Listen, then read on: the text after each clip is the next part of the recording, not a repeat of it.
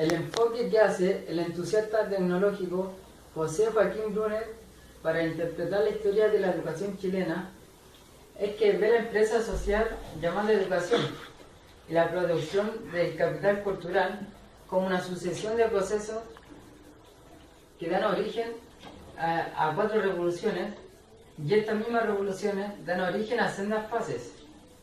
1. Aparición de la escuela, y con ella la fase de producción escolarizada de educación. 2. Creación de los sistemas escolares públicos, y con ella la fase de producción pública de educación. 3. Masificación. Y la última etapa, que es la cual nos encontramos actualmente, que son las tecnologías de la información y la comunicación, la globalización y la sociedad del conocimiento. A lo largo de estas 4 revoluciones se ve un gran avance y una gran diferencia en lo que se refiere a la identidad docente, y también hay diversos factores que han ayudado a contribuir la historia de la educación chilena. Los primeros educadores fueron religiosos y otros individuos sin formación, que eran contratados por cabildos o la iglesia. En esta época hubo una identidad que se denominó la misionera, que la iglesia fueron las constructoras de dicha identidad. Los sacerdotes impartían sus clases basándose en cátedras. En el año 1813, el reglamento para los maestros de primeras letras estatuía que no podían ejercer el magisterio de primeras letras sin manifestar atestación auténtica de su párroco, de haber sido examinado y aprobado por la doctrina cristiana. Al mismo tiempo, el postulante a maestro debía tener conocimientos, se le exigía tener conocimiento de la doctrina cristiana, patriotismo y otro requisito que se requería para ser maestro. En el año 1842, el presidente Bulnes y su ministro afirmaban que la instrucción primaria no podría cumplir con sus propósitos sin que sea comunicada por los maestros idóneos y de conocida moralidad. Es así como nació la primera escuela normalista de preceptores, con la cual dio paso a la primera profesionalización y también tuvo un rol de ejecutor especializado. El paso de la identidad docente desde apostolado hacia la docencia como función pública fue porque los docentes encuadrados en la estructura de la enseñanza pública fueron denominados como funcionarios públicos. Esto fue operado por el Estado. Habían 2 tipos de maestros. Estaban los maestros primarios, que eran considerados empleados de instrucción pública, y por otro lado estaban los maestros secundarios, que eran considerados maestros de Estado. En el año 1889 se fundó el Instituto Pedagógico, que fue un instituto 100% dedicado a la formación de maestros secundarios. Un año más tarde, este pasó a ser parte de la Facultad de Filosofía y Humanidades de la Universidad de Chile. A lo largo de la historia de la evolución de la docencia, encontramos otro punto, que es la docencia como rol técnico. Aquí ya estamos entrando a la tercera etapa de la que hablamos anteriormente, que es la etapa de masificación. En la docencia como rol técnico había un problema entre calidad y cantidad.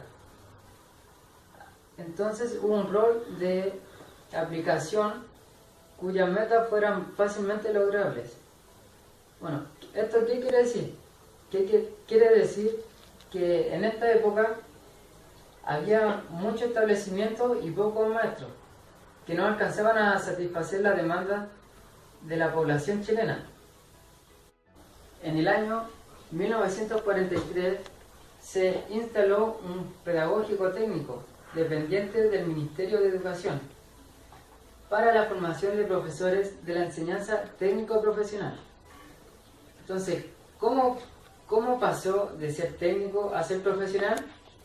A fines de los años 60, los profesores secundarios se desempeñaban más bien como filósofos, geógrafos, biólogos, y eran considerados semiprofesionales.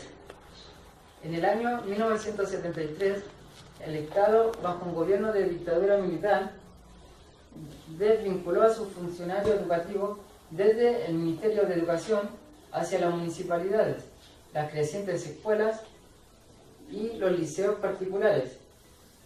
Se instaló la noción de trabajador de la educación, al poner a los docentes bajo el Código del Trabajo. En este contexto se puede vislumbrar una profesionalización. El técnico debía dar paso al profesional. Entre los años 1973 y 1980, la formación docente fue rebajado a la formación en los institutos profesionales, con lo que años más tarde iban a volver a la universidad. En el año 1990, pero de manera más formal, en 1996, se instauró la reforma educativa, que tenía como fin mejorar la calidad del sistema escolar. Actualmente estamos en la etapa de la tecnología de la información y la comunicación. Este es un problema que ha sido discutido en diversos establecimientos y por diversos investigadores, porque ha afectado el conocimiento intelectual de todos los jóvenes. Lo que se exigía para ser un maestro eran 3 requisitos. El primero era el conocimiento relativo respecto a la doctrina cristiana, por lo cual quiere decir que tenían que tener un conocimiento relativo a la materia que habían estudiado o a lo que querían hacer clases, por lo cual necesitaban la manifestación de la atestación auténtica del párroco. Eso quiere decir que la doctrina cristiana tenía que revisarlos y tenía que aprobarlos para que pudieran dar clases. Segundo requisito es verificar si era patriota, por lo que tenía que llevar 3 testigos y citar al procurador del pueblo, el cual ha de ejercer su ministerio. Para definir si era patriota, tenía que ser decidido por el procurador del pueblo y tenía que también ser notorio, que sea prácticamente del país al cual es definido. Y como tercer requisito es la vida y costumbres. Como en la vida, tiene que tener una vida normal, sana y costumbres normales acorde a la sociedad, por lo que no puede tener problemas judiciales ni problemas sociales. Las características que esbozaba sobre los profesionales el Estatuto de 1991 son dominio apropiado del tema, es decir, que ellos tenían que tener conocimiento relativo o respecto a lo que ellos habían estudiado o a lo que querían hacer cargo de su maestría. Por lo que un dominio apropiado significa que ellos tienen que tener el conocimiento suficiente para poder enseñarle eso a sus alumnos. Otra característica es que tenían que ser personas respetables, tener un reconocimiento social. Es decir, que tenían que tener un carácter único, como ser profesores intachables. Como tercera característica, ser responsables al cargo al cual se le había confiado la sociedad. Como se le había confiado ser un maestro, ellos tenían que tener el cargo responsable y tener cierto respeto hacia ellos. Como cuarta característica está la perfección, de que ellos tenían que ejercer su cargo, pero siempre ir perfeccionándose y siempre ir evolucionando acorde a la sociedad. En la perfección se basa en que ellos tienen que seguir su maestría, pero también tienen que seguir aprendiendo de lo que van sucediendo cada día. De profesores para todos los niveles fueron decretadas no universitarias y se ordenó su reestructuración en academias superiores o institutos profesionales.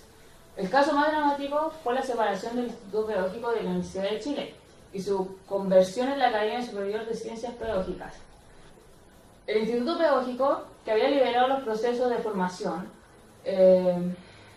de profesores secundarios durante casi un siglo, perdió esta categoría, y su sucesor hoy en día es la Universidad Metropolitana de Ciencias de la Educación. Está trabajando para reconstruir esta tradición. Núñez señaló que nunca hubo una profesionalización efectiva de los docentes antes de 1980. En cambio, en 1990 la política pública, aunque incluye componentes de descentralización en relaciones con el mercado, ha sido consistente en proponer condiciones para el fortalecimiento del profesionalismo docente.